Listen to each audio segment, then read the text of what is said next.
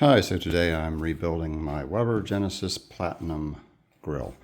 The big issue is the base plate that forms the bottom of the grill, as you can see, is pretty much completely rusted out and gone. And the big issue is it provides the stability side to side for the bottom of the legs. The only other place they're attached at the top is a little weld at each side. And if you're rolling it around, it's gonna, I think, probably end up snapping one of those welds off without the reinforcement it provides at the bottom. So these used to be widely available, a couple $100s, but unfortunately this model is too old and they are no longer available anywhere that I can find. So my solution is to try to replace this with a piece of plate steel. I bought 1/8 inch thick. We'll get to the thickness a little bit later. I'd recommend potentially a little thinner.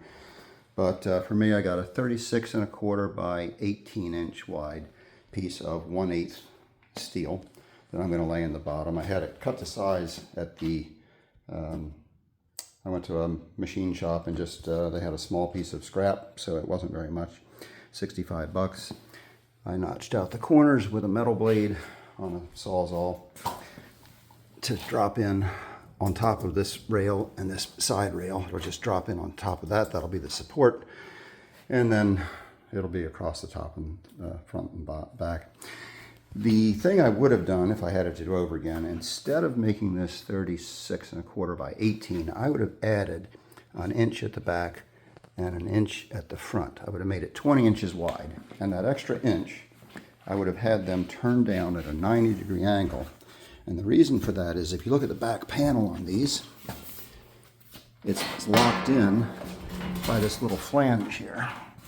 So the original base plate, you can see, the original base plate has a turned down piece of metal, which just forms an edge. And then this piece just hooks up under it and provides some stability.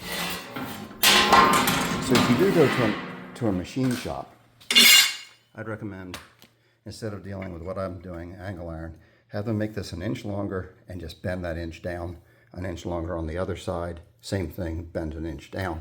That'll add rigidity as well as giving you a better finish and something to catch that back rail of the back panel. So since I forgot to do that, I'm basically just putting a piece of angle iron onto the back edge to catch that back panel. And for cosmetics and stiffening on the front, I picked up a piece of square bar stock.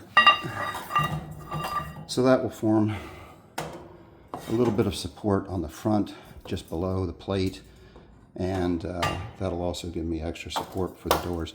Now the reason I said I would potentially do thinner than 1/8 inch is the opening where the doors go, top to bottom, with that plate sitting on top of the rail, instead of sort of dropping down, as you can see.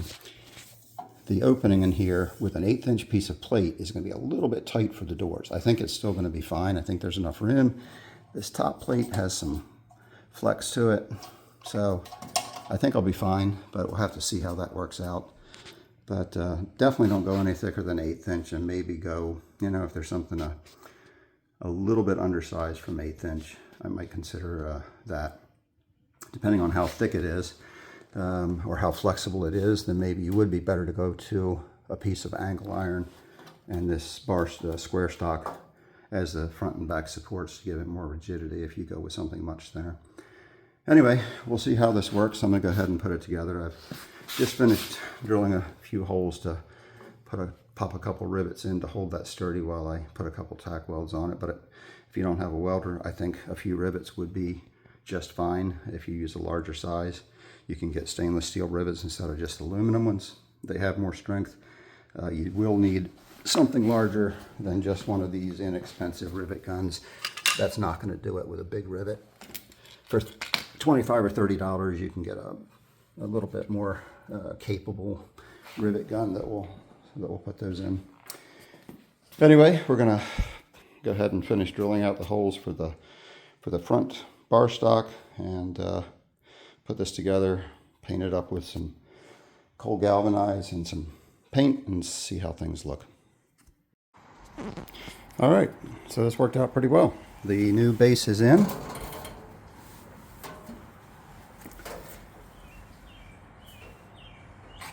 I left the side panel off so we can take a better look at it here.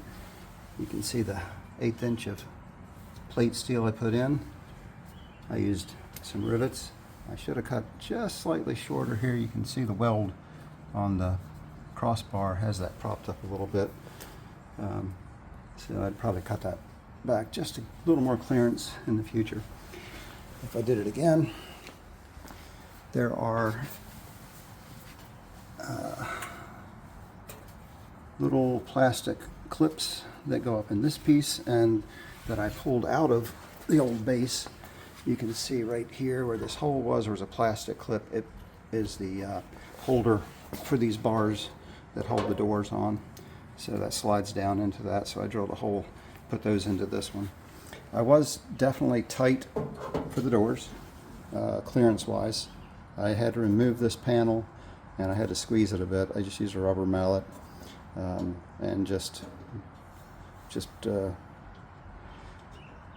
made sure it was bent down and completely flat instead of being raised a little bit, so it fit tighter to the top and gave me also a very flat finish surface below instead of being slightly tilted down, and that gave me that tiny bit of clearance I needed. But again, you might want to consider going with a little bit less than 1/8 inch steel. I used some cold galvanized compound on all of the rusty panels, and then I got some it's just some color matched paint from one of these panels from Lowe's and painted everything to try and match it up as much as possible. The last thing I need is a small piece for these magnets to catch on the door. You can see on the original there's this little piece of metal welded on. I'm going to get a small piece of stainless. Be careful what type of stainless you get. You need something that's going to be magnetic. Some types of stainless are not. So I'm going to get a little piece of stainless and just make a little angled 45 so it sticks up. I'll do the same thing. I'll just rivet it down with 2 rivets behind, and that'll form a little back base for these magnets, door magnets to catch, so that'll stay closed. But that's pretty much it. I got to put this one last end panel on. As I said, I just left that off so you can sort of see how this came out. But from this mess to a new base, came out pretty well. The things I used 3/16 by 1/2 inch rivets. Again, get yourself a little bit of a substantial rivet gun. If you're using 3/16, some number 11 cobalt drill bits will go through the steel a lot better, especially if you're drilling several. Sawzall to notch out those corners where they go around the rails, or if you don't have one, you can just take it a little longer with a hacksaw and a metal blade. And this stuff, Rust-Oleum cold galvanizing, I use that as a primer. It doesn't stick as well as a lot of true primers, but it does stop rust completely. The side panel, you can see this one was pretty,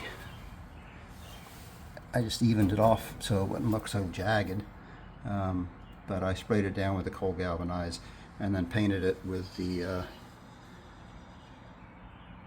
color matched paint from the original panels. So I think that will, you can see a little bit of rust holes in there, but it'll do for another 5 or 10 years. The cold galvanizing really does a great job at stopping any rust from reforming or starting over again. And if you just paint over, it'll always just bubble back up. But the zinc and that cold galvanizing does a great job at preventing rust. So hope this works for anyone else who tries it. Good luck.